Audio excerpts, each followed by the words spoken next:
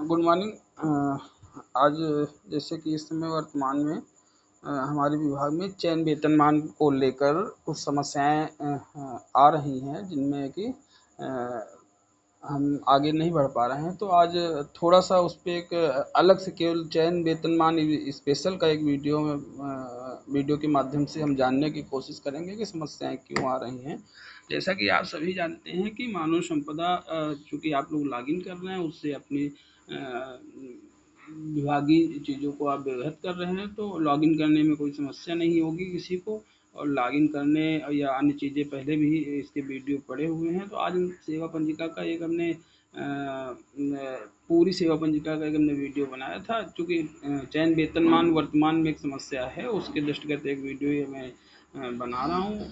मैं आसान भाषा में समझने हम लोग समझेंगे कि वास्तव में समस्या कहाँ है। तो जैसे मेरे सामने आपको एक हिंदी वर्जन आपकी ई सेवा पंजिका दिख रही है, चूँकि इंग्लिश वर्जन पोर्टल पे है और हिंदी वर्जन में इसलिए कि थोड़ा समझने में आसानी हो जाए। तो आइए सरल भाषा में जाने अपनी मानव संपदा ई सर्विस बुक को। और हम आज केवल उन्हीं पार्टों पे बात करेंगे, वीडियो लंबा ना हो ताकि, और हमारी समस्या सॉल्व हो। तो हम केवल और केवल उस टॉपिक पे बात करेंगे जिस पे हमारा चयन वेतनमान प्रभावित हो रहा है, जो आ रहे हैं जिनको नहीं मिल पा रहा है। तो सबसे पहले जब आप सेक्शन ए आपने सेवा पंजिका खो अपने मानव संपदा लॉगिन कर ली। मानव संपदा लॉगिन करने के बाद आपने अपनी सेवा पंजिका ई सर्विस को डाउनलोड कर लिया। डाउनलोड करने के बाद जो सबसे पहला उसमें आप पृष्ठ होता है, उस पर फोटो और आईडी होगी। उसके बाद देन सेकंड पन्ने पे ऐसे आपकी इन्फॉर्मेशन चालू हो जाती है। तो मैं आज टॉपिक केवल उन पे ही बात करना ठीक रहेगा जिनसे जो जैसे कि चयन वेतनमान स्पेशल हमारा ये एपिसोड है। तो चयन वेतनमान के लिए सबसे पहले आपको क्या देखना है कि आपका जो नियुक्ति है, जैसे कि आप अपॉइंटमेंट, जिसे हम डेट ऑफ अपॉइंटमेंट कहते हैं, वो डेट ऑफ अपॉइंटमेंट प्रत्येक व्यक्ति की सही होनी चाहिए जो चयन वेतनमान के लिए एग्जिट मतलब उस प्रणाली के अंतर्गत आना चाहिए। जिसको उसका अपॉइंटमेंट डेट यानी कि पत्र जो नियुक्ति पत्र है उसकी जारी होने की डेट समान होनी चाहिए, मतलब साक्ष्य समर्थित होनी चाहिए कि जिस दिन आपका आदेश जारी हुआ वो आपकी अपॉइंटमेंट डेट हो गई। ये अगर गलत है तो ये समस्या रहेगी आपकी चयन वेतनमान में। उसके बाद जो दूसरा अहम पॉइंट देखना है, ज्वाइनिंग डेट ऑफ सर्विस। ठीक है, तो ज्वाइनिंग डेट ऑफ सर्विस में हम जैसे इस हिंदी वर्जन में देख पा रहे हैं कि 13 नंबर पे देखिए, कार्मिक की नियुक्ति का दिनांक। तो ये सेक्शन ए में आपकी कार्मिक की नियुक्ति जो है वो नियुक्ति आपकी प्रथम नियुक्ति रहेगी, जिसके अंतर्गत आपके द्वारा विद्यालय में कार्यभार ग्रहण किया गया। उसके बाद अब ये सेक्शन ए में 2 पॉइंट आपको देखने जरूरी है। और तीसरा पॉइंट क्या देखना है इसी में कि जैसे कि क्या होता है कि कैडर भी एक यहाँ पे प्लस होता है, तो उस कैडर को भी आपको जांच कर लेना है। उसके बाद अब चूंकि कैडर ई सैलरी कोड के नीचे और हमारी हिंदी वाली सेवा पंजिका में आपको जो है ये मिल जाएगा 21 नंबर पॉइंट पे। तो कैडर आपका यहाँ पे वर्तमान का होना चाहिए। सेक्शन ए में वर्तमान का कैडर होना चाहिए, ये चीज़ समझनी है। 3 चीज़ें हम सेक्शन ए में बात करेंगे चयन वेतनमान के लिए, और उसके बाद हम सेक्शन बी पे बात नहीं करेंगे। ये एड्रेस संबंधी है, ये आपके चयन वेतनमान में प्रभाव नहीं करेगा। अब अहम पार्ट जो है उसका सेकंड सी, सेक्शन सी में क्या हमको देखना है कि जैसा कि मैं ऊपर बता चुका हूँ कि appointment that means appointment order. तो अपॉइंटमेंट आर्डर जब हम हिंदी जो सेवा पंजिका जो आपके सामने स्क्रीन पे दिख रही है, तो उस पर आप देखिए कि आपका जो है 46 नंबर पे बिंदु है नियुक्ति पत्र निर्गत होने का दिनांक यानी अपॉइंटमेंट डेट आपकी वो सही होनी चाहिए, जैसे कि सेक्शन ए में आपको दिख रही हो और सही हो। उसी के बाद जब इनिशियल ज्वाइनिंग, उसी के सामने इंग्लिश में इनिशियल ज्वाइनिंग लिखा होगा और हिंदी में आपका जो है 47 नंबर पे देखिए प्रथम कार्यभार ग्रहण की दिनांक ये सही होनी चाहिए। उसके बाद फिर जो है 50 नंबर पे प्रथम नियुक्ति कैडर यानी कि जो आपका सेवा शुरू कर, जिसको हम इनिशियल कैडर बोलते हैं, इंग्लिश में आपकी सर्विस में इनिशियल कैडर दिख रहा होगा। और हमारी इस रूपांतरण जो आपके सामने डिस्प्ले पे दिख रहा है, इसमें आपका 50 नंबर पे बिंदु है। 3 चीज़ें आपको देखनी बहुत ज़रूरी है, जैसे कि मैंने बताया सेक्शन ए में 3 चीज़ें, और 3 चीज़ें ही आपको सेक्शन सी में भी देखनी है। एक चीज़ यहाँ पे और देख लीजिएगा कि क्लास आपका जो भी हो, क्लास दिख सही होना चाहिए, और एम्प्लॉय टाइप, क्योंकि चयन वेतनमान रेगुलर एम्प्लॉय को मिलता है, तो रेगुलर एम्प्लॉय यहाँ होना आवश्यक है। तो हमने सेक्शन ए और सेक्शन सी की बात कर ली। अब बहुत जल्दी वीडियो लंबा ना हो, इसलिए एक सेक्शन जो इसमें और महत्वपूर्ण है उस पर भी बात कर लेते हैं। अब इसमें अन्य सेक्शन में बात कर अलग से वीडियो बने हुए हैं और अलग से उसकी जानकारी मिल जाएगी, जो हमें प्रभावित कर रहे हैं हमारे चयन वेतनमान को। तो उसी पे हम एक सेक्शन आपका आ जाता है HA। अब उसको आप शॉर्ट फुल फॉर्म में बोलेंगे तो section H form 8A financial detail. अब यहाँ पे सबसे पहले आपको अपना देख लेना है इनिशियल अपॉइंटमेंट डेट। अब इनिशियल अपॉइंटमेंट डेट में क्या देखना है कि आपका जो है आर्डर तिथि जो है, मतलब सॉरी, ट्रांजेक्शन जहाँ पे लिखा होगा, ट्रांजेक्शन का मतलब आप समझ ही रहे हैं कि किस प्रकार का आपका नियुक्ति थी। तो बेसिक शिक्षा में 2 प्रकार की नियुक्ति होती है कि इनिशियल मतलब सीधी भर्ती और मृतकाशित। तो जाहिर सी बात है कि ये इनिशियल अपॉइंटमेंट ही होगा, यानी शुरुआती अपॉइंटमेंट आपका किस प्रकार का है। अगर आपकी सेवा पंजिका में इनिशियल अपॉइंटमेंट आर्डर ट्रांजेक्शन में पड़ा है तो बिल्कुल ठीक है, इसके अलावा कुछ पड़ा है तो वो गलत है। कैसे सही कराएंगे इसको आगे आगे इसी वीडियो में बता देंगे। उसके बाद आपको अपना इसमें जो प्रभावित करेगा सेक्शन एच में, तो आप ऑर्डर डेट को आपको देखना है। अब ऑर्डर डेट जैसे कि हमारी हिंदी सेवा पंजिका में आपको दिख रहा है, तो ऑर्डर डेट भी आपको चेक कर लेनी है। उसके बाद हम इस सेक्शन में मात्र 2 ही चीज़ें चेक करेंगे। इसके बाद हम आगे बढ़ जाएंगे section H form B for 8B employee service history. अब आप जैसे कि हमारी इस हिंदी रूपांतरण से सर्विस बुक में आप देख पा रहे होंगे, तो इसमें आपको क्या चेक करना है, ये सबसे महत्वपूर्ण बिंदु है कि जो आपके चयन वेतनमान को जो आपके कार्यालय में पटल सहायक L1 है, L2 है। L1 मतलब पटल सहायक, L2 मीन्स आदरणीय खंड शिक्षाधिकारी महोदय या महोदया।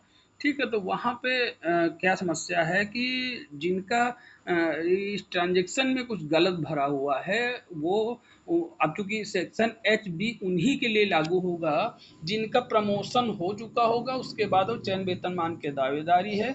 अगर जिसका प्रमोशन नहीं हुआ है अभी, नियुक्ति के बाद 10 साल पूरे हो रहे हैं, तो उनको बस ऊपर तक जितना भी बताया है उतने देखना है। और जिनका प्रमोशन हो चुका है, अब वो सेक्शन एच फॉर्म 8B में आएंगे, तो वहाँ पे हमको सबसे पहले क्या चेक करना है कि देख लेना है हमारा कि आपका जो ट्रांजेक्शन है, ट्रांजेक्शन में केवल और केवल प्रमोशन की एंट्री, यानी प्रमोशन लिखा होना चाहिए। इंग्लिश में आपकी सेवा पंजिका खोल रहे हैं तो प्रमोशन लिखा होना चाहिए। हिंदी में अगर आप सेवा पंजिका खोल रहे हैं, क्योंकि दोनों वर्जन में सेवा पंजिका डाउनलोड होती है, तो हिंदी में पदोन्नति शब्द लिखा हो ट्रांजेक्शन पहले ही कॉलम में।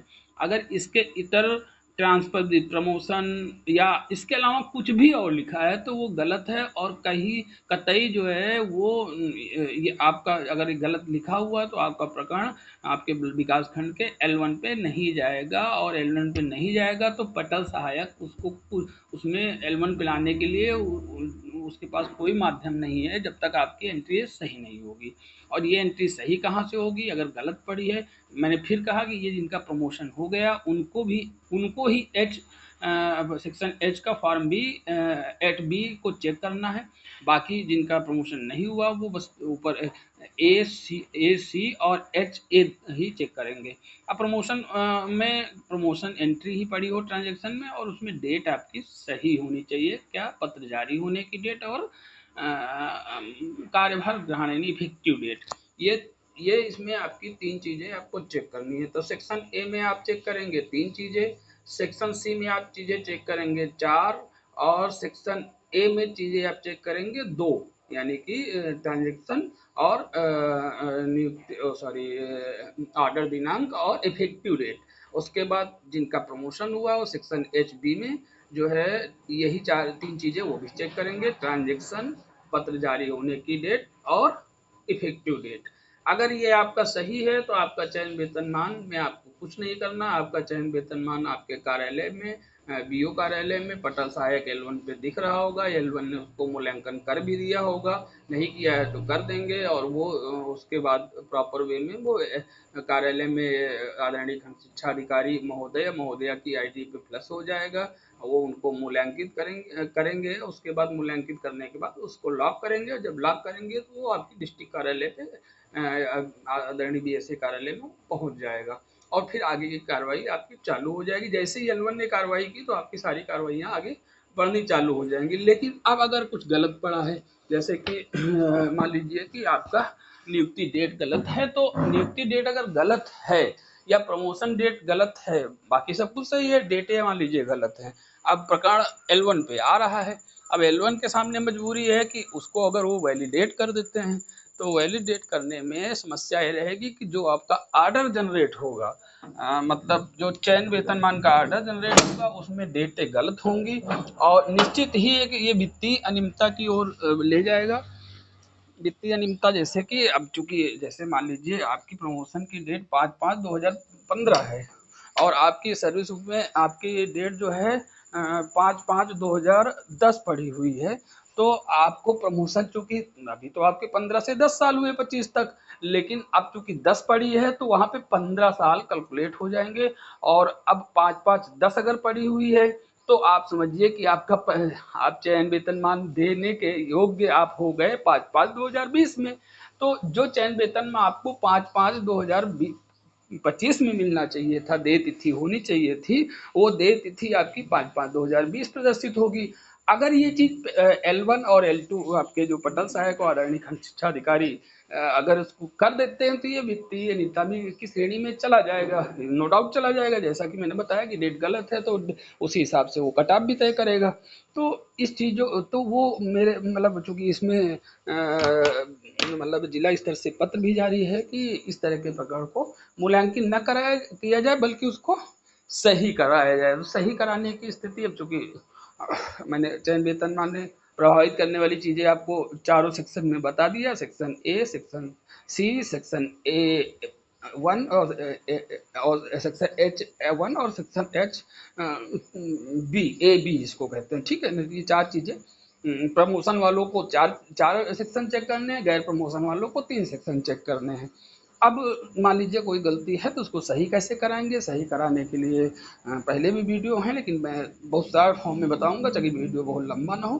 तो अब आपकी सेवा पंजिका में ही आपकी ई सर्विस बुक पोर्टल जो आपका है उस पर ही जो है करेक्शन करने का सिस्टम विभाग द्वारा कर दिया गया है। अब वो सिस्टम कैसे होगा कि आपको एक एप्लीकेशन लगाना होगा जो कि सुलभ संदर्भ के लिए, जो मतलब जिसमें आप अच्छे से अपनी बात को लिख सकें, और उसके बाद आपको रेखांकित ई सर्विस बुक भी लगानी होगी। रेखांकित में अगर लाल कलम से रेखांकित करके नीले कलम से जहाँ पे आपको जगह रिक्त मिल रही हो वहाँ पे आप सही जानकारी का अंकन कर दीजिए, सुलभ संदर्भ मिल जाएगा। क्योंकि ये चीज़ जाके परियोजना और एनआईसी से सही होगी तो उनको भी आपकी चीज़ जो आप कहना चाह रहे हैं वो समझ में अच्छे से आए और आपके काम को सफलतापूर्वक कर दें। तो आपको वो कर देना है, रेखांकित कर देना, उसी के आगे सही जानकारी का अंकन कर देना है। फिर प्रारूप जो है 15 या 16 तरह के प्रारूप जो हैं एक पीडीएफ में आए हैं। प्रत्येक सेक्शन हमारी इस सर्विस में 15 या 16 सेक्शन हैं, तो उन प्रत्येक सेक्शन का अलग अलग प्रारूप है। जिस सेक्शन में आपकी जहाँ मान लीजिए एक सेक्शन में है तो एक प्रारूप लगाएंगे, 2 में है तो 2, 3 में है तो 3 में लगाएंगे, और 4 में है तो 4 लगाएंगे। 4 से अलावा चयन वेतनमान में 4 सेक्शन के अलावा कुछ प्रभावित नहीं करेगा। तो उस प्रारूप में सूचना भर देनी है, गलत सूचना और सही सूचना। गलत क्या है और सही क्या है, ठीक है। अब आपकी चीज़ें आपकी जो पीडीएफ लगानी है उसमें 3 चीज़ें हो गई, एप्लीकेशन हो गया, आपका रेखांकित ई सेवा पंजिका हो गई, प्रारूप जितने भी प्रभावित कर रहे हैं प्रारूप हो जाएंगे 3, और चौथा क्या लगाएंगे? साक्ष्य। अब साक्ष्य मान लीजिए ट्रांसफर प्रमोशन पड़ा हुआ है और प्रमोशन कराना है तो उसके लिए पदोन्नति आदेश और कार्यभार ग्रहण लगाना होगा। और अगर मान लीजिए किसी का नियुक्ति ही गलत पड़ी है सेक्शन H फॉर्म में तो उसको नियुक्ति पत्र लगाना है और कार्यभार ग्रहण लगाना है। इतना 4 चीज़ों का पीडीएफ बना के आपको अपनी ई सर्विस करेक्शन मॉड्यूल में जाके उस पीडीएफ को अटैच कर देना है। पीडीएफ अटैच करने के बाद जैसे ही आप सबमिट करेंगे, हाँ वहाँ एक बॉक्स भी खुलेगा, उस बॉक्स में ये जरूर लिखें कि सेक्शन कौन, जहाँ मतलब सुधार करना है उसका सेक्शन क्या है, गलत जानकारी क्या है और सही जानकारी क्या है, वो उसमें अलग से टाइप करेंगे, हिंदी इंग्लिश जिस भाषा में आप अच्छे से टाइप कर पाए। तो ये टाइप करने के बाद जैसे हाँ, एक वो उससे नीचे एक रेफरेंस नंबर भी आता है कि अगर इसके पहले भी प्रकरण आपके द्वारा डाला गया है तो वो रेफरेंस नंबर आप चाहें तो डाल दें, मैंडेटरी नहीं है। तो अगर डाल देंगे तो ये रहेगा कि पहले भी भेजा गया लेकिन नहीं हो पाया किसी कारण से, तो अच्छा रहेगा। जैसे ही आप सबमिट करेंगे एक रेफरेंस संदर्भ संख्या आपको मिल जाएगी, वो रिहायश नंबर मिल जाएगा, उसको आप कहीं नोट कर लीजिए। नोट करने के बाद आप बाहर आ गए। अब चूंकि कार्यालय पे वो जाएगा आपके L1 पटल सहायक पे, वो कागज को आपके चेक करेगा, कागज प्रॉपर तरीके से लगे हैं तो वो आपके आप L1 L2 जहाँ पे जिस पे भी ई सर्विस करेक्शन का मॉड्यूल है तो वो आपकी उसको फॉरवर्ड कर देगा। अगर चीज़ें प्रॉपर तरीके से नहीं लगी हैं तो रिजेक्ट भी कर देगा, क्योंकि रिजेक्ट करने का रीजन है कि गलत चीज़ें होंगी तो गलत चीज़ें ऊपर फॉरवर्ड नहीं होंगी। और फॉरवर्ड का मतलब क्या होता है कि आप सहमत हैं, जैसे किसी चीज़ को हम फॉरवर्ड कर रहे हैं तो फॉरवर्डिंग अथॉरिटी जो है वो आपके कंसर्न से सहमत है तभी उसको फॉरवर्ड कर रही है। तो ये उसका दायित्व है, अगर वो गलत फॉरवर्ड करेगा विभाग हो सकता है उस पर एक्शन भी ले, और इसलिए अगर गलत होगा तो वो रिजेक्ट कर देगा।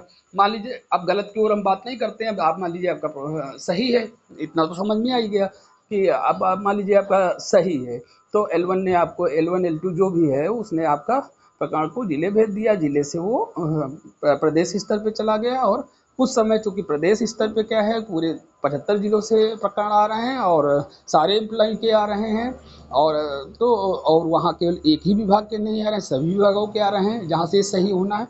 तो थोड़ा सा समय वेटिंग रहेगा, उस समय अंतराल में जब जैसे ही आपका नंबर आएगा आपका प्रकरण निस्तारित किया जाएगा। अब वो निस्तारण में भी दो तरीके हो सकते हैं कि अपडेटेड और नॉट अपडेटेड। अपडेटेड में ये होगा कि जो आपका कंसर्न था आपने सही चीज़ें रखी थी तो वहाँ से वो अपडेट हो जाएगा, अगर कंसर्न सही नहीं था तो वहाँ से रिजेक्ट हो जाएगा, उसमें कारण भी लिख के आ जाएगा। तो अब उसको चेक कैसे करेंगे, तो चेक करने के लिए फिर वही हम सर्विस करेक्शन मॉड्यूल में जाएंगे, और उस मॉड्यूल में जाकर हम अपना संदर्भ संख्या डालते हुए या माह या वर्ष का चयन करते हुए, दो ऑप्शन से आप उसको भी देख सकते हैं। आप तो संदर्भ भूल भी गए हैं, तो अगर भूलने की स्थिति में आपको जो है उस वर्ष का चयन करना जब आपने आवेदन किया है, और माह का चयन कर लेंगे तो आपका संदर्भ संख्या दिख जाएगा। उसकी स्थिति भी दिखेगी कि वो आप किस जगह पे पेंडिंग है, किस जगह पहुंच गया, ये सारी चीज़ें आपको वहाँ ट्रैक होंगी।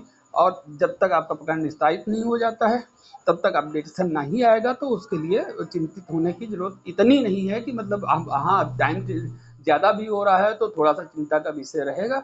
लेकिन मेरे हिसाब से बहुत सारी की सर्विस अपडेट भी हुई हैं और कुछ नहीं भी हुई हैं। अब वो तो कहने का मतलब है कि इसको हम इस तरीके से सही करा सकते हैं, और इसको सही करा अगर इन चारों सेक्शन में मतलब प्रमोशन वाले जो साथी हैं उनको 4 सेक्शन चेक करने हैं, A C H A H B, और जो जिनका प्रमोशन नहीं हुआ है उनको 3 सेक्शन ए सी और एच ए। तो इतना चेक कर लेना, जो कमियां बताई यही कमियां देख लेनी है, अगर ये सही हैं तो आपको चिंता करने की ज़रूरत नहीं है। आपका जैसे समय आएगा, चूँकि कट ऑफ अब 6 महीने की जारी हो रही है, एक 30 जून को जारी होती है और एक 31 दिसंबर को जारी होती है। पहले हर माह पे, अभी अमेंडमेंट पोर्टल पे कर दिया गया है, चयन वेतनमान की कट ऑफ अब सिर्फ 2 बार जारी हो रही है। पहले हर प्रत्येक माह आती थी, अब वो 6-6 महीने के अंतराल पे जारी होगी। 30 जून को एक प्लस होगी और एक 31 दिसंबर को। तो कट ऑफ में जैसे ही आपका नंबर आता जाएगा तो उसमें चीज़ें आगे L1 L2 के माध्यम से आगे जाती, मतलब जो भी उसकी प्रक्रिया है वो पूरी कार्यालय स्तर पे की जाएगी। तो उस पे आपको कुछ नहीं करना है, बस आपकी चीज़ें सही हों। धन्यवाद। आपका दिन मंगलमय में हो। चूँकि अभी सुबह का 7 ही बज रहा है तो गुड मॉर्निंग भी है आपको, और मैं इसी के साथ अपने वीडियो को समाप्त करूँगा। धन्यवाद।